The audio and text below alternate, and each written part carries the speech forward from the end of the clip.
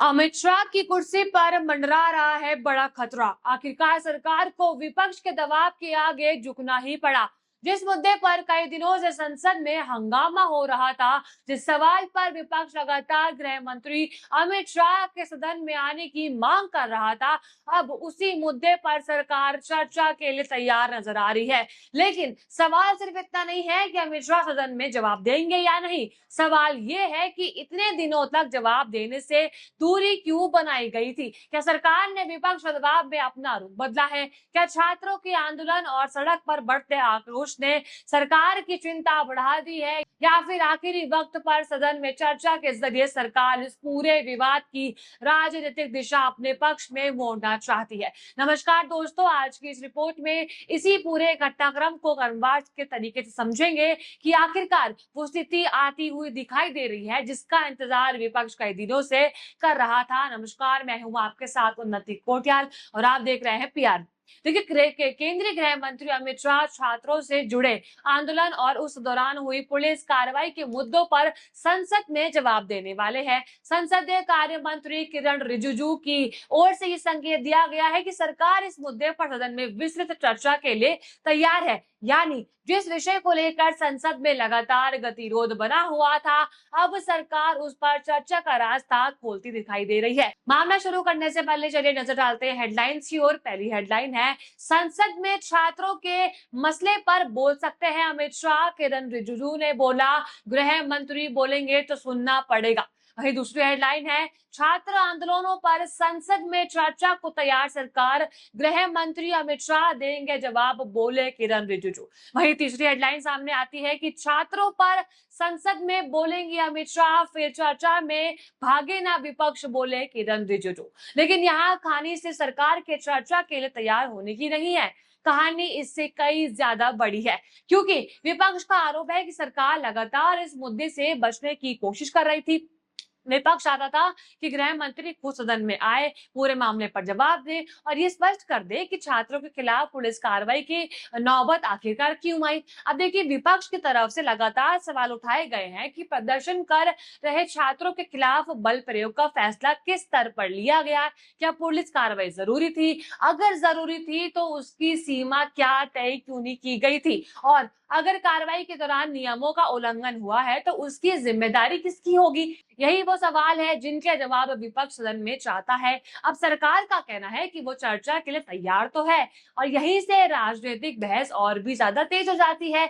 क्योंकि अगर सरकार पहले से ही चर्चा के लिए तैयार थी तो फिर ये फैसला पहले क्यों नहीं लिया गया, कई दिनों तक विपक्ष की मांग को स्वीकार क्यों नहीं किया गया, और अब जब संसद का सत्र अपने अंतिम दौरे पर पहुंच रहा है तब सरकार की ओर से चर्चा के लिए हामी क्यों भरी गई है। यही सवाल इस पूरे घटनाक्रम का सबसे बड़ा राजनीतिक पहलू बन चुका है। और दोस्तों, इस पूरे मामले में राहुल गांधी का हमला भी अब बेहद तीखा हो गया है। राहुल गांधी ने सीधे प्रधानमंत्री नरेंद्र मोदी और गृह मंत्री अमित शाह पर निशाना साधते हुए उनकी जवाबदेही पर सवाल खड़े कर दिए है। राहुल गांधी का कहना है कि ना तो प्रधानमंत्री नरेंद्र मोदी और ना ही गृह मंत्री अमित शाह में सदन में विपक्ष का सामना करने की हिम्मत है। उन्होंने ये तक कह दिया कि दोनों ही जिम्मेदारी लेने से बच रहे हैं। यानी राहुल गांधी का सीधा आरोप है कि सरकार छात्रों के मुद्दे पर जवाब देने से बच रही है और विपक्ष के सवालों का सामना करने की स्थिति में नहीं आ रही है। राहुल गांधी के इस बयान ने सियासी तापमान को बढ़ा दिया है। आप खुद ये वीडियो देख लीजिए। The other thing I'd like to point out is the character of the Prime Minister and the Home Minister. For 15 days, neither of them has had the courage, and I'm saying courage and stressing courage, neither of them has had the courage to come to the House. Neither of them has had the guts to own up to what they have done. So that is for our students to see and understand that neither the Home Minister of this country nor the Prime Minister of this country think that what was done to you in Delhi, the brutality that was carried out in Delhi, is worth commenting on. This is what the real issue is. देखा आपने, सुना आपने कि फिलहाल राहुल गांधी के इस हमले ने एक बात तो यहाँ पे साफ कर दी है कि अब लड़ाई सिर्फ छात्रों के मुद्दे पर नहीं रह चुकी है, बल्कि सीधे सरकार की जवाबदेही और राजनीतिक नेतृत्व की चुनौती बन चुकी है। दोस्तों देखिए, संसद में जब किसी मुद्दे पर लगातार गतिरोध बना रहता है तो उसका असर सिर्फ सदन के भीतर नहीं दिखाई देता है, उसका असर सड़क पर भी दिखाई देता है। और इस मामले में भी कुछ ऐसा ही देखने को मिल रहा है। छात्रों से जुड़े आंदोलनों ने कई जगहों पर सरकार और प्रशासन के सामने बड़ी चुनौती खड़ी कर दी है। खासकर झारखंड में छात्र आंदोलन ने जिस तरह राजनीतिक रंग लेना शुरू किया है, उसने इस पूरे मामले को राष्ट्रीय चर्चा के केंद्र में ला दिया है। छात्रों की तरफ से रोजगार, भर्ती प्रक्रिया और कथित अनियमितताओं को लेकर सवाल उठाए जा रहे हैं। प्रदर्शन तेज हुए, छात्र सड़कों पर उतरे, कई जगहों पर पुलिस और प्रदर्शनकारियों के बीच तनाव की स्थिति बनी, बैरिकेडिंग तोड़ने और मोर्चा निकालने जैसी घटनाएं सामने आई।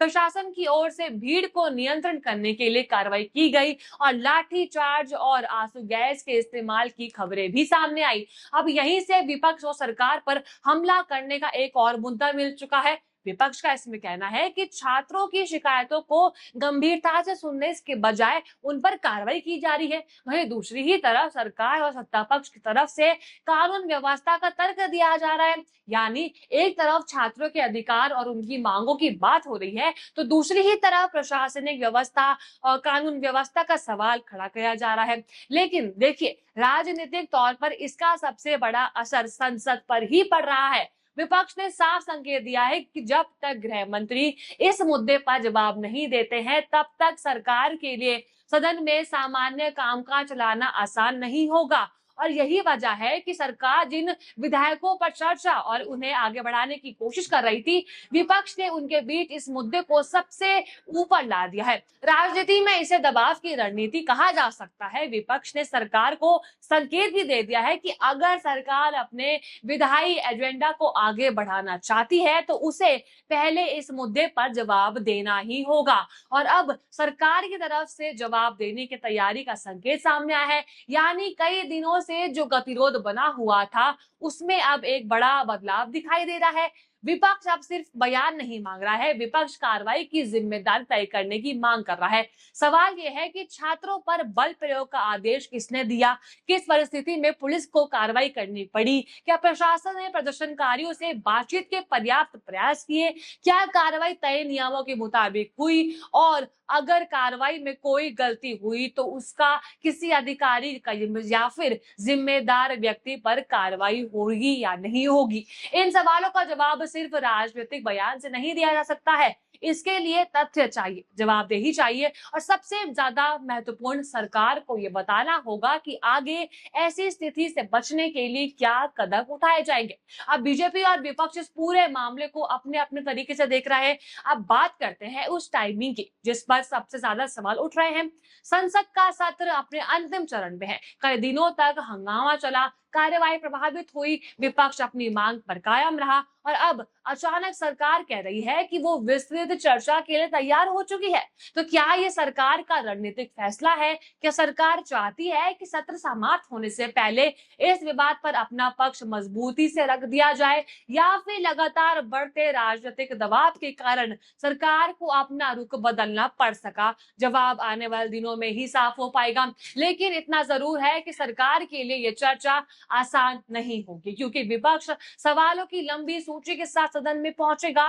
विपक्ष सिर्फ ये नहीं पूछेगा कि कार्रवाई क्यों नहीं हुई, वो ये भी पूछ सकता है कि प्रशासन ने पहले क्या कदम उठाए थे, क्या कोई जांच हुई, क्या किसी अधिकारी से जवाब मांगा गया, क्या छात्रों की शिकायतों को लेकर कोई ठोस समाधान निकाला गया, और क्या सरकार इस पूरे मामले में भविष्य के लिए कोई स्पष्ट नीति बताएगी। अब जरा सोचिए कि अगर गृह मंत्री सदन में आते हैं और विपक्ष के हर सवाल का तथ्यात्मक और स्पष्ट जवाब दे देते हैं, तो सरकार के लिए ये एक बहुत ज्यादा मजबूत मौका होगा। सरकार अपनी स्थिति साफ कर सकती है। अब ये बात वो बता सकती है कि प्रशासन ने किस आधार पर निर्णय लिया। अब देखिए कि वो ये भी स्पष्ट कर सकती है कि जहां गलती हुई है वहां सुधार के लिए क्या कदम उठाए जा रहे हैं। लेकिन अगर चर्चा सिर्फ आरोप प्रत्यारोप तक सीमित रह गई, अगर सदन में फिर शोर हुआ और अगर सवालों के सीधे जवाब नहीं मिले, तो विवाद खत्म होने के बजाय और भी बड़ा रूप ले सकता है। यानी अब असली परीक्षा बयान की नहीं बल्कि जवाब की गुणवत्ता की है। और दोस्तों, इस पूरे मामले की सबसे बड़ी सीख यही है कि आज के दौर में संसद और सड़क की राजनीति एक दूसरे से अलग नहीं रह गई है। सड़क पर होने वाला आंदोलन संसद के अंदर मुद्दा बन जाता है और संसद में उठने वाला सवाल सड़क पर राजनीतिक संदेश बन जाता है।